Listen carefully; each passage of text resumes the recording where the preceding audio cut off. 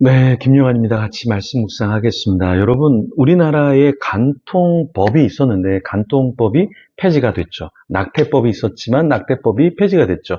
왜 간통법, 낙태법 이런 것이 폐지가 되었을까요? 간통법은 2015년 2월 26일 날 헌법재판소의 위헌 결정으로 효력을 상실했습니다.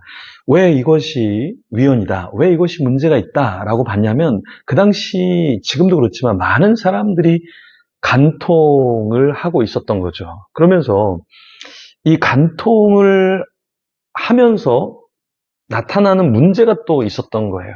법이 있다 보니까 뭐 고발하겠다, 고소하겠다. 그러면서 이게 시끄러워지고 어려워지니까 사람들이 지키지 못하는 이 법을 그냥 없애버리자. 그래서 2016년 2월 6일 형법 개정을 통해서 정식으로 삭제가 되었습니다. 수많은 사람들이 간통법을 어기고 지키지 않으니까 없어져도 된다. 그래서 그 뒤에 나중에 낙태법도, 이 낙태 너무나 많은 사람들이 하는데 법이 있으니까 사람들이 불법으로 하기도 하고 사람을 옥죄는 게 아니냐. 그래서 낙태법도 사실은 폐지가 되었죠. 그래서 이 낙태 행위도 사실은 형법 조항에서 2019년 4월 11일 헌법재판소가 이를 헌법 불일치로 결정하면서 2021년 1월 1일에 해당 조항이 자동 폐지가 되었습니다. 그러면서 또 어떤 법을 또 상정하려고 하냐면 마약법을 폐지하자. 수많은 사람들이 마약을 하는데 마약법을 좀 폐지하자. 뭐 이런 이야기들도 나오기도 하고 했습니다. 자, 어떠한 법이 있다면 그것을 우리가 지키려고 해야지, 내가 지키지 못하니까 그 법은 없어져야 한다. 이것은 맞지 않을 수 있습니다. 오늘 본문에서 우리가 하나님과의 언약, 그 언약이 있을 때 어떻게 해야 되는가? 그것을 말씀을 통해서 다시 한번 우리가 생각해 보면 좋겠습니다. 오늘 말씀 본문으로 한번 들어가 보겠습니다. 히브리서 9장 1절에서 5절 말씀입니다. 첫 언약에도 섬기는 예법과 세상에 속한 성소가 있더라. 예비한 첫 장막이 있고 그 안에 등잔대와 상과 진설병이 있으니 이는 성소라 일컫고, 또 둘째 휘장 뒤에 있는 장막을 지성소라 일컫나니, 금향로와 사면을 금으로 싼 언약궤가 있고 그 안에 만나를 담은 금 항아리와 아론의 쌍난 지팡이와 언약의 돌판들이 있고 그 위에 속죄소를 덮는 영광의 그룹들이 있으니 이것들에 관하여는 이제 낱낱이 말할 수 없노라. 첫 언약에 섬기는 예법이 무엇이었죠? 1절에서 첫 언약에 섬기는 예법은 제사장이 짐승을 잡아 제사하고 대제사장이 속죄일의 죄를 속하기 위해서 성소 안, 지성소로 들어가는 것을 의미했죠. 자, 여기 세상에 속한 성소에서, 여기 세상이라는 말은 어떤 의미일까요? 여기 세상이라는 것은 헬라어로는 코스미콘이라고 하는데요. 헬라어, 그러니까 신약 성경에서는 대부분 하나님과의 대적 관계를 나타낸다, 이렇게 봤습니다. 반면에 이 구약의 이 코스미콘이라고 하는 세상이라는 말은 하늘과 대조적인 표현이었죠. 그래서 지상적인 것이라는 의미를 갖고 있었습니다. 그래서 지상적인 것에 속한 성소, 이렇게 우리가 보면 될 것 같은데요. 자, 이 성소에서 어떤 것이 있었죠? 성소 안에 등잔대, 상, 진설병 여러 가지가 있으면서 이 안에서 예배를 드렸던 거죠. 하나님 앞에 죄를 속하는 그러한 예배를 드렸던 것이었죠. 그러면 이것이 의미하는 바는 무엇이냐면, 오늘날 우리도 여전히 연약해서 하나님 앞에 죄를 범하고 언약을 지키지 않는 우리는 어떻게 해야 되는가? 다시 지성소로 들어가서, 성소로 들어가서 하나님 앞에 우리 자신을 내어드려야 한다라는 거예요. 구약에는 대제사장만 이 안에 들어가서, 지성소 안에 들어가서 하나님과 독대를 했잖아요. 하지만 이제는 21세기에, 그리고 예수님이 오신 이후로, 그죠? AD 이후로 우리는 어떠한 특권을 받았습니까? 우리가 스스로 지성소 안에 들어가는 특권을 받았다라는 거예요.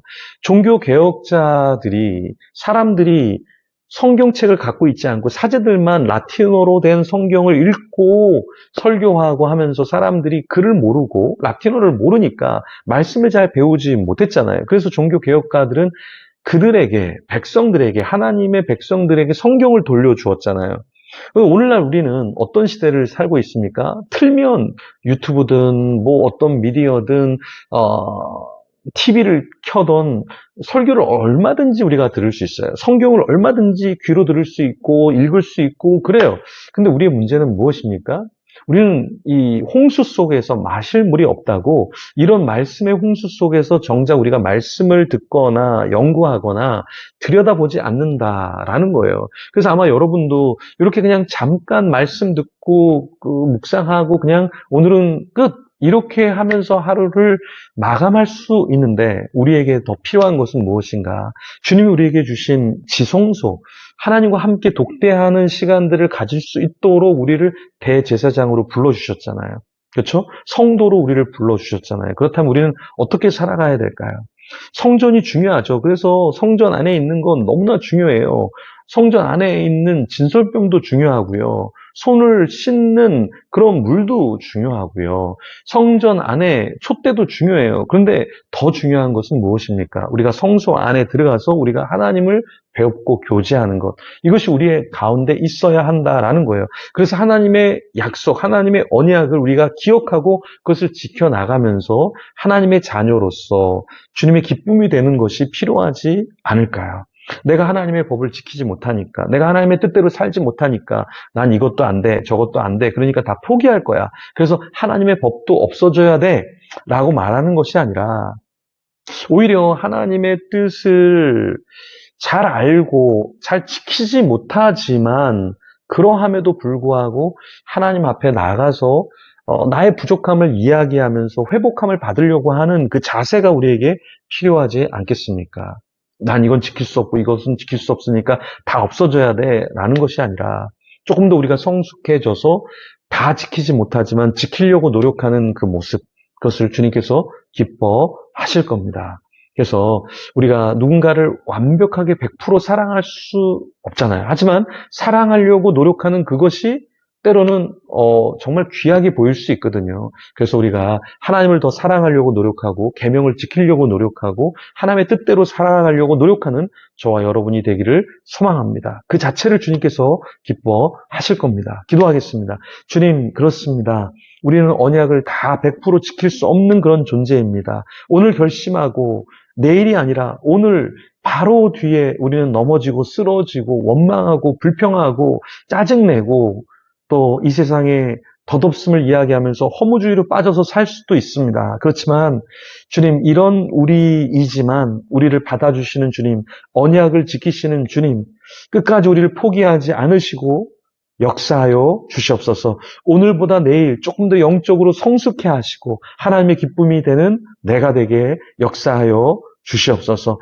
성소의 어떤 기물보다 우리를 더 기다리시고 기뻐하시고 함께 있고자 하시는 주님, 우리가 주님 앞으로 나아갑니다. 우리를 만나주시고 치유하여 주시고 회복시켜 주시옵소서. 감사합니다. 예수님 이름으로 기도드립니다. 아멘. 우리 계속해서 기도하며 나가겠습니다.